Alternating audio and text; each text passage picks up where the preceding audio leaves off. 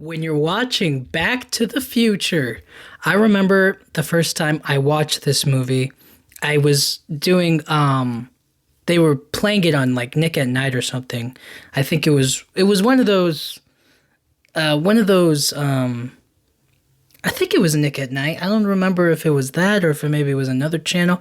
All I remember is I used to watch it late at night and they would do, I don't know if it was a marathon of it or if they just were playing it all that weekend or something. It was like Back to the Future weekend or something like that. And so they were playing the first movie, then they were playing the second movie and the third movie.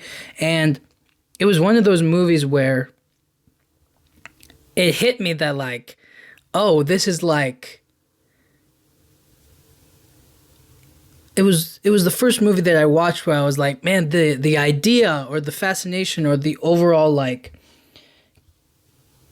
that stories can be told from years before you, and it's just kind of like, obviously that's like a given, but I was just like, at the time I was young and I didn't have the idea, and I was like, oh, somebody else had the idea for like this time travel stuff, and they had like this assortment of characters, and it all just kind of flowed. It was like crazy and wacky, but it made sense and it was fun, and it was like, it was, young enough for the it was good enough for the young crowd, but it was like they had Doc in it, and it had like science nerds in there, and it was kind of like kids and their parents. Like the whole thing was kind of like a perfect story, like a mesh of like interwoven plot lines and storylines and timelines, and it all made sense, and it all kind of figured itself out. It all kind of worked out in the end, and it was like a trilogy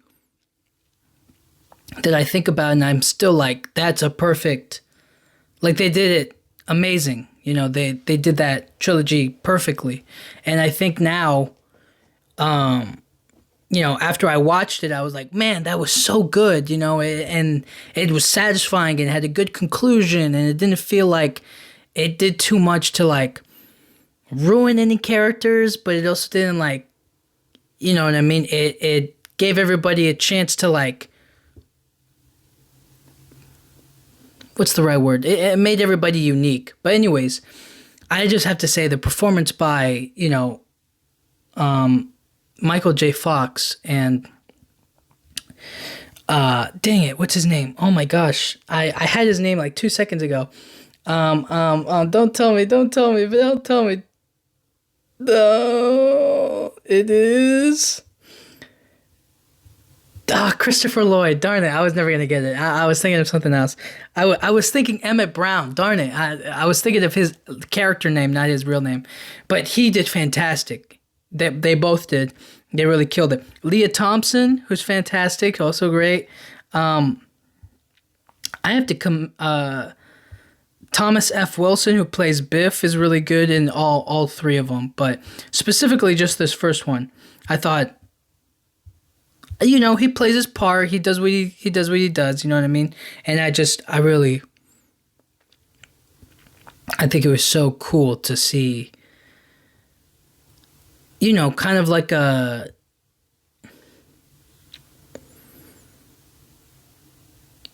I don't know. What's the right word? I really liked seeing like a perspective of time travel that's like done so fun. So stylish, and so it had its very own unique style, and I really enjoyed it.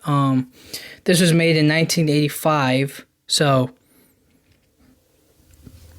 we can put the pieces together of that. But yeah, I really think that they nailed it with like every single piece of it. Like they got the right actors with the right setting, with the right story, with the right lines. It just all felt like made for it. It all fit perfectly.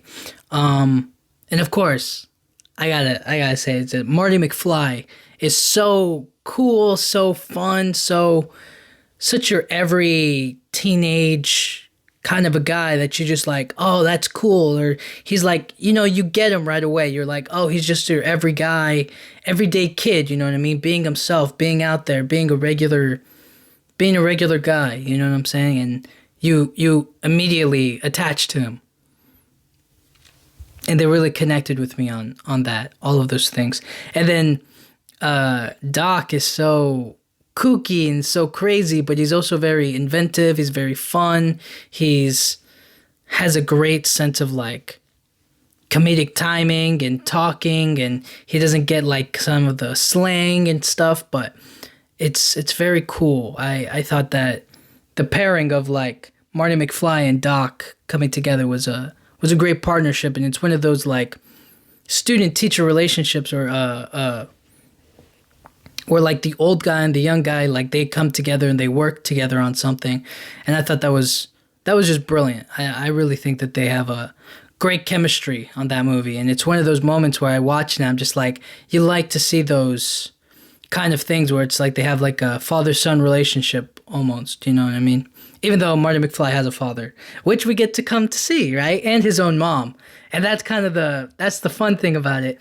And I just really like I love the movies, the whole trilogy itself. But the first one really sinks you into it, right? It gets you on board with the idea of what's going on and how things are taking place, you know? How the butterfly effect, you know what I mean? You change one aspect of your life and everything changes, right? You're not born, your parents don't end up together, right? Like you change so much, but then, you know, maybe you can contribute to your own family, to your own life. You know what I'm saying? I just think that's really cool.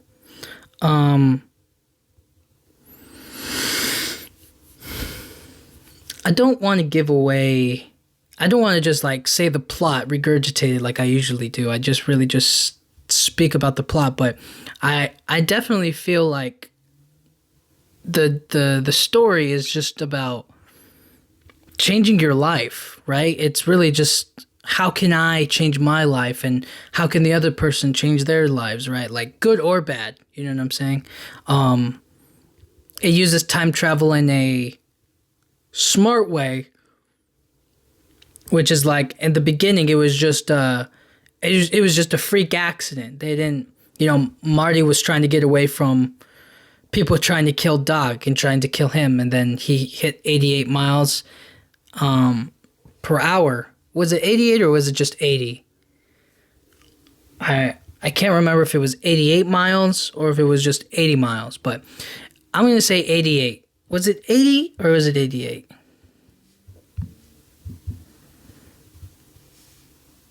Yes, 88 miles per hour. Okay. Anyways, he has to go 88 miles per hour, and then he ends up in the past, right? And now he has to figure out how he's going to get back to the future. I thought that was such a great understanding of it. And the first time I watched it, I definitely understood it. I was like, okay, there it is. They did the thing. You know what I mean? You know, where Leonardo DiCaprio's pointing at the movie and is like, here's the part. Here I am. You know what I mean? I was like, he said the thing. He said, we're sending you back to the future. I was like, yeah, that's the good stuff. I also really liked how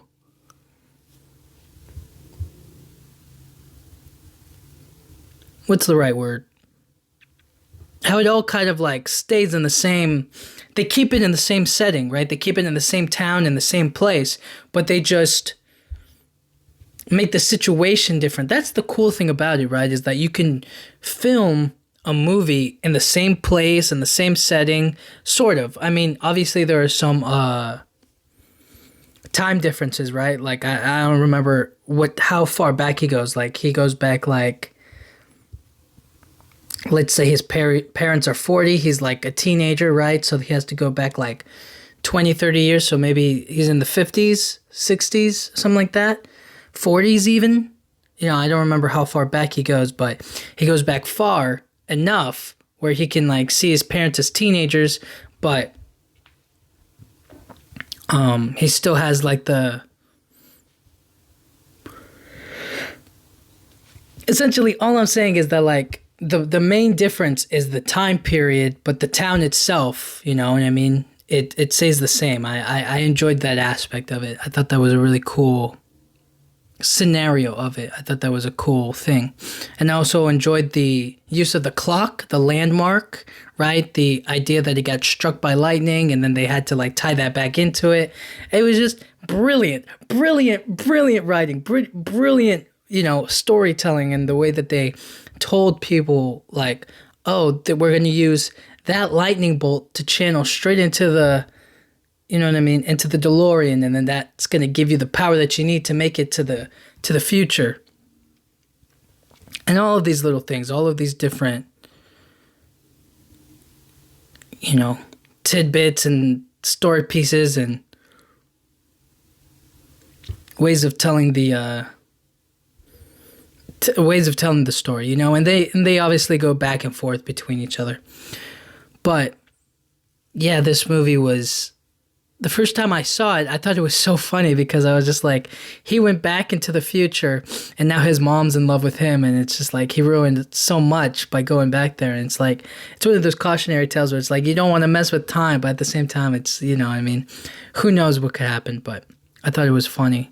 And also just to see like his parents younger, or to see like, to go back in time and to spend time with them, or to get to know them, or to be a part of their lives, right? To see them for more than just, he goes home after school and it's like, oh, it's just my parents. They're boring. They're dull. They're strict. They don't get me. And then you go back to when they were young and you meet them and you're like, you're not my dad yet. You're not my parent yet. You're just George. You're not my mom yet. You're just, you know what I mean? You're just Lorraine. You're not this authority figure yet. You know what I mean? You're not married. You're not my mom. So it's like there's a distance now, and there's a way to be like, cool, now we can just be, friends in a way. And I thought that was really cool. I thought that was pretty neat. I thought that was a fun way to do it. It's a bit odd that later on down the road that they don't recognize him. They're like, wow, you look exactly like the guy that we saw in the past. But anyways, maybe that, none of that, who really cares about that, right? Nobody does. But back to it. So it deals with like very school themes, like very easy stuff, right? Like it talks about like self-confidence and finding your self-worth, right? And they install all of that instead of giving it to Marty McFly going back into the past to like maybe fix his own life, right? Because I feel like maybe sometimes time travel movies, or like movies where they deal with time travel, it's like the characters themselves or the character goes back in time to fix their own life or to do something selfish for their own sake, right? And then they realize that like, oh man, I made the wrong choice. I had my own life and it was really good and all this other stuff, right? Instead, he's going back into the past to fix his family's future, to change things for his mom and his dad, you know what I mean? To give them a boost in their confidence, right? So it's urgent. And yes, it's selfish because if they don't get together, he doesn't get born, you know what I'm saying? But it's just kind of like, that's the idea, you know what I mean? He's trying to give them a sense of accomplishment, of self-worth and confidence. And he does it through his father, talking to his dad, giving him reassurances, kind of like using fear as a tactic to like, you know what I mean, to essentially like wake him up or to push him to do the things that he felt like he was no good at, like writing or coming up with novels or ideas, right? Putting it pen to paper, He was afraid of that, or he didn't think he was going to be any good at it. Then obviously Marty goes back into the past and he scares him into it. He's like, hey, you're going to do it. Otherwise, I'm going to kill you or something like that. He's like dressed up in like a hazmat costume and says he's Darth Vader and whatnot. But I thought it was like, that's a good fear tactic. You know what I mean? If you don't do it, I'm going to kill you and such, right? I thought that was funny.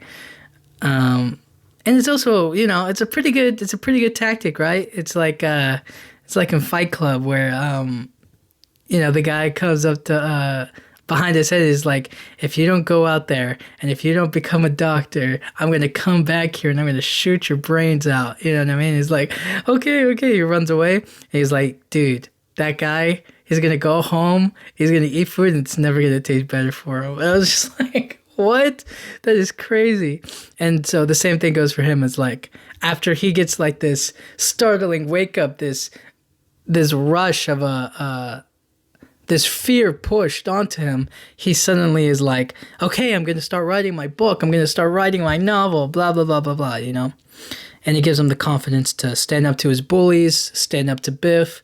And in the way, it kind of makes you feel like, man, I wish I had Marty by my side, you know what I mean? Somebody who just comes into your life and is like, hey, you know, ask that girl to the dance. Be confident, you know what I mean? You're, you know, somebody who's just like already knows your future and he can kind of just get you on the right track already. You know what I'm saying? I think that's pretty cool. I think that's nice to see on film. The relationship between Marty and Lorraine is pretty spicy. You know what I mean? It's just kind of like, whoa, the mom is like, she's like this prude when she's like older and like a mom now, but when she was younger, you know what I mean, she was a little freak, you know what I mean, she was wild out there, you know what I'm saying? And I thought that was funny. I thought that was a nice little, like, I mean, you know what I'm saying, like, Marty's a cool guy, you know what I'm saying, like, it's no surprise that she, you know what I mean, would like Marty, but it's just kind of weird, you know, after the fact, right? But anyways, it really comes down, what it really comes down to is like just appreciating your time, right? Or making the most of it is what I think about, or when I, you know, rewatch it from time to time again, it's getting your confidence up, doing things that you wouldn't normally do, things that you're scared to do, and still hanging in there.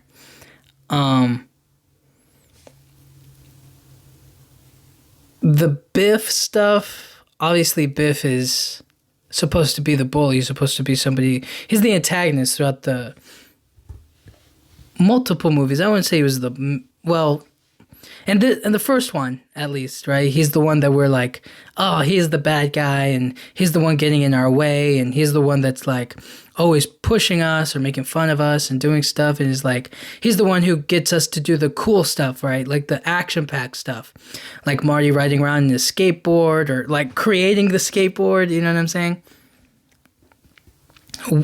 Flying around and hitting them with manure, and then kind of like just messing with them, you know what I mean, throughout the whole time, because he's so mean and just like not a good guy. So throughout the movie, it's funny to see how everybody talks to each other, or how different perspectives of people change, right, as you get to know them in the past. Like when Marty first meets his father, he's up in a tree spying on Lorraine. You know what I'm saying? And he's just like, dude, my dad's a peeping Tom. Is he out of his mind? And then he's supposed to fall out of that tree, and then he gets hit by the car, and then Lorraine like feels bad for him, and then they become together, right? But instead it becomes Marty, and the whole thing gets messed up. So I think, and this is my brain working here, okay? I always think about if he didn't interact in that moment, or didn't interfere, you know what I'm saying? If things had happened the way that they played out, right? He didn't have to really force the relationship between George and Lorraine. There would be no romantic conflict. There would be no push for romance. And that's what I think a lot of movies or TV shows, when they like try to do romance, is that they don't make it a fight for it. You know what I mean? It's like, it's obviously a subplot. It's obviously like on the back end of things. But in this movie, it's important for the main plot that the subplot works out. Otherwise, the main character doesn't make it through. So the main plot is Marty has to get back to the future by using the time machine, the DeLorean, by taking it to Doc, and then they fix it up. They use the lightning bolt from the clock tower.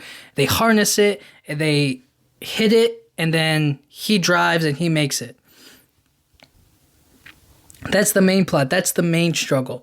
The subplot, the other struggle is now his mom and his dad probably won't get married. They probably won't end up dancing at the school dance.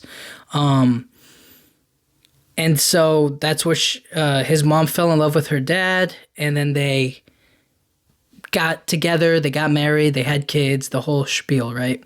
But with none of that, now Marty has to fight for his parents' marriage, for their love, so that way he can essentially be born and have brothers and sisters and all of this other stuff, right? It's a really cool thing, and you don't see that a lot, you know what I mean? Obviously, romance is, depending on who you ask, right? Romance can be sometimes boring to a greater story. It's not as interesting. It's not looked at as like, you know what I mean? It's like, it's not that important. Nobody cares. It's, it always ends up getting put on the back burner because it's not as interesting as maybe other concepts or other ideas. And I completely understand that. But I think, for instance, in this movie, where they make it like so important, they make it like it's vital, it's life or death, you know what I mean? They make it such a fight for it. It's such a push, it's such a struggle for it, that in the end, when it all comes together beautifully, it kind of feels like, yeah, dude, this is just right. Like, I'm happy that they're together. I'm happy that George found confidence. I'm happy that Lorraine accepts him and loves him, because not for him getting hit by a car, but for him fighting for her, or wanting to be with her, and having that confidence to ask her to dance and being together, you know what I mean? It's a different kind of romantic bond that stays throughout the rest of the movies. It's a better version of their love than what was originally what was the original timeline, I guess, right? It was so much more romantic that George asked her to dance, or he punched Biff in the face, saved her from Biff, took her to the dance. Somebody else tries to take her. He beats them up, right? Pushes them away, takes Lorraine in, kisses her on the dance floor, and they dance the rest of the night. Like, you know what I mean? There's more there, right? As opposed to, oh, George got hit by a car, and yeah, she felt sorry for him, and she was kind of like, yeah, I want to be with George now, and da-da-da-da-da. You know what I mean? It feels like a better story that way. What else is there?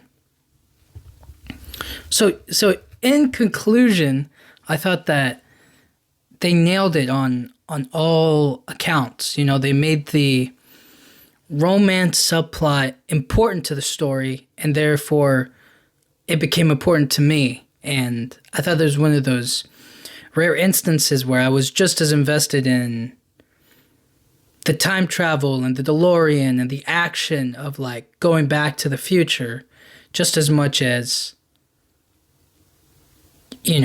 his parents being together and falling in love. You know what I'm saying?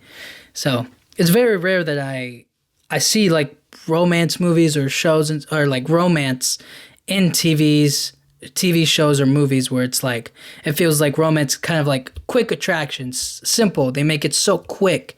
They don't make it like a good build-up. And even if they did, it wouldn't feel as right or as earned. You know what I mean? I don't know how to describe it. But now obviously Marty makes it back. You know what I mean? He gets back to the future.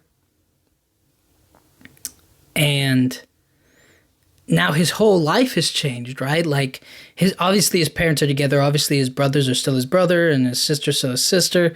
But his girlfriend is still his girlfriend. His teachers are still there. Like, things have changed, but the difference now is that, the quality of their life has improved because their relationship stuck out together.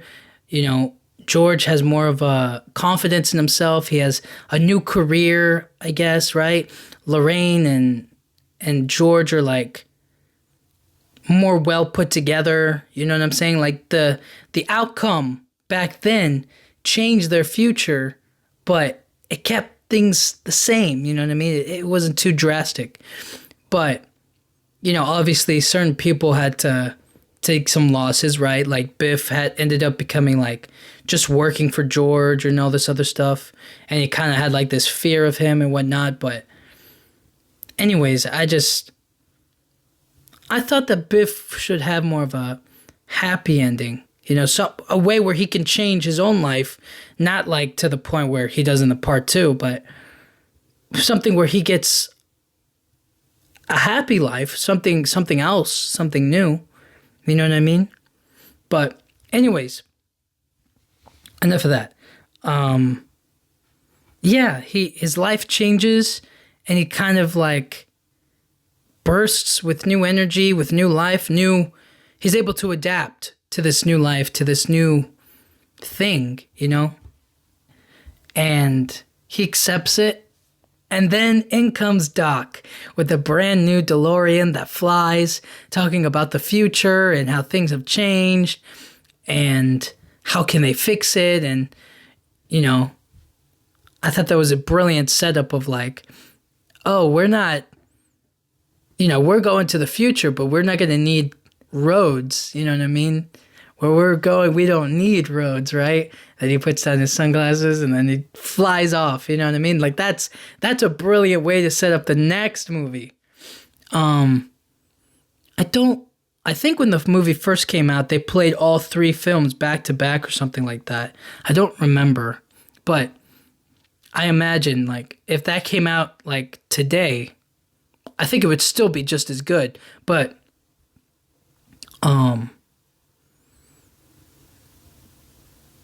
it would just be such a great setup, you know what I mean? That's like a, end credit scene setup where it's just like, hey man, some stuff is going wrong in the future and I need to take you there with me. It has to do something with like your future kids and whatnot. And then it's like, let's go to the future, everybody. And then they blast off on the DeLorean. You know what I mean? Like that's cool. So there was so much about this movie that I really liked. And the music and like the musical, it just had a little bit of everything. It had romance, it had music, it had, dancing. It was like it was scientific, science fiction in there. It had like pop culture references that, talked about Star Wars and such. There was action in there, right? Like it had the perfect balance of everything that you could want. It had likable characters. It was like, you know what I mean? The story was just really great. And it's one of those 80s classic movies that I don't know. I think that they just nailed it right on the head, with this one. Obviously, I would like to know. I mean, I feel like a big part of like this movie is like, how did they do it? They pulled it off. They got like the perfect cast at the perfect time with the perfect people. It just like, it all made sense. It all flowed. And I really appreciated that from, from the creators of this. Everybody just did top notch on this. You know what I'm saying?